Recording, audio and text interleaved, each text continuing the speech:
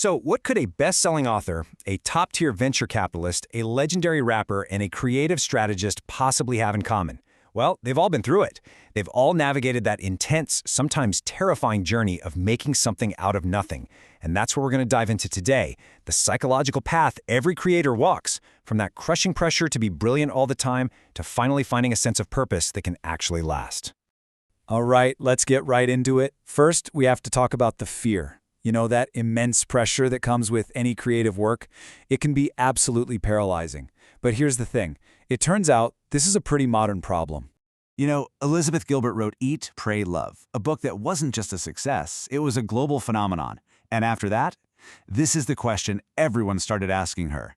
It's a question that comes from that deep-seated fear, right? The one that whispers, what if your best work is already behind you? Now, Gilbert points to a really fascinating historical shift as the source of all this anxiety. See, back in ancient Greece and Rome, creativity wasn't something that came from you. It was this divine spirit, a genius, that came to you. It visited you. But then, around the Renaissance, that whole idea flipped. All of a sudden, the artist wasn't just visited by genius, the artist was the genius.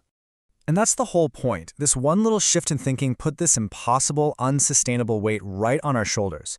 It asks one single fragile person to be the wellspring of all things magic and divine. And what happens if you fail? Well, it's not the work that's a failure, you are. So, let's look at what happens when that intense internal pressure slams into the harsh reality of external struggle. Because let's be real, creating anything worthwhile is almost never a smooth, easy ride. Venture capitalist Ben Horowitz just nails it here. I mean, think about it. Most advice is for when things are going great. But what about when you're in a full-blown crisis?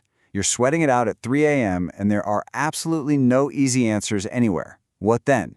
Horowitz shares this one number that really puts it all into perspective. He says the average grade for a CEO is an 18 out of 100. An 18.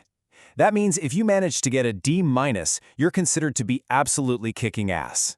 It really shows that the default state for any creator, whether you're building a company or just trying to write a song, is a constant uphill battle against failure.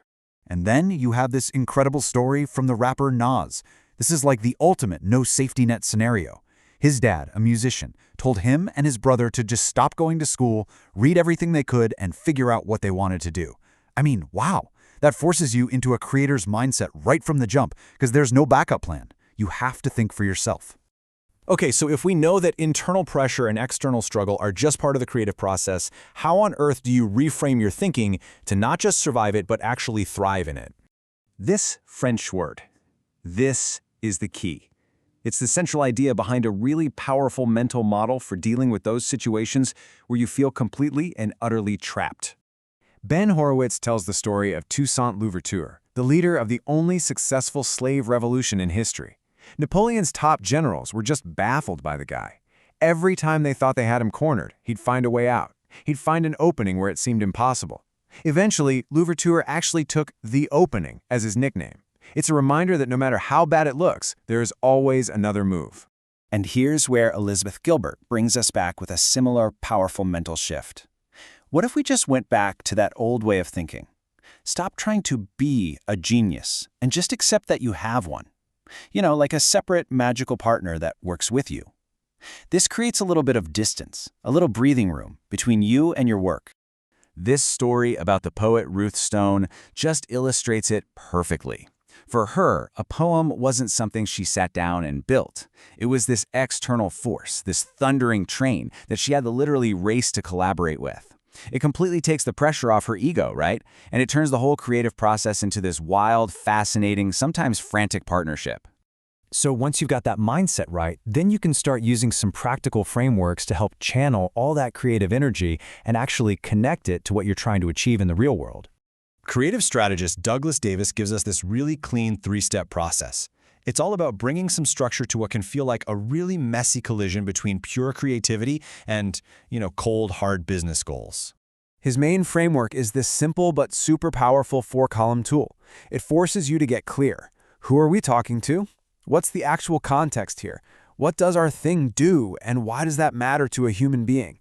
And finally, what's the one thing they need to walk away with? It helps you, as he puts it, think how they think to do what we do, building that essential bridge between the creative and the client.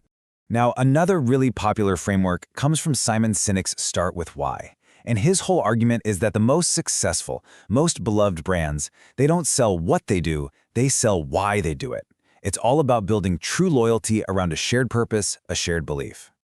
But, and this is a big but, as Dr. Amara Pope points out, there's a potential flaw in that approach. If you only ever hire people who already believe exactly what you believe, will you risk creating an echo chamber?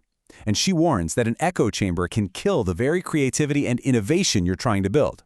Sometimes, the best ideas come from a little bit of friction, a little bit of constructive conflict. So, how do we pull all of these incredible ideas together? How do we become more resilient, more effective, and more impactful creators in our own work? Douglas Davis argues the real goal is to stop being seen as just the creative, the person who comes in at the end to make things look pretty. Instead, you become a strategic partner. You're someone who understands the business problem on a deep level and knows how to use creativity as a powerful tool to actually solve it. I love this quote because it completely reframes the creative's role. You're not some disposable vendor you can swap out. No, you are an essential, non-negotiable part of the entire process. Without your unique ability to translate a rational business goal into an emotional human connection, the whole thing just completely falls apart. So, here's the takeaway. The real power is in combining all of these tools. You have to protect your own mind by separating your ego from your art. You need to build the resilience to always look for that opening when you're stuck. Use structured methods to organize your chaos. And yeah, lead with a strong why, but never, ever be afraid to challenge it. Because in the end, that simple but really profound shift in perspective might just be the most powerful tool you have for a long, sustainable, and genuinely fulfilling creative life. It's not about being the source of the magic, it's about being the one brave enough to show up and let it come through you.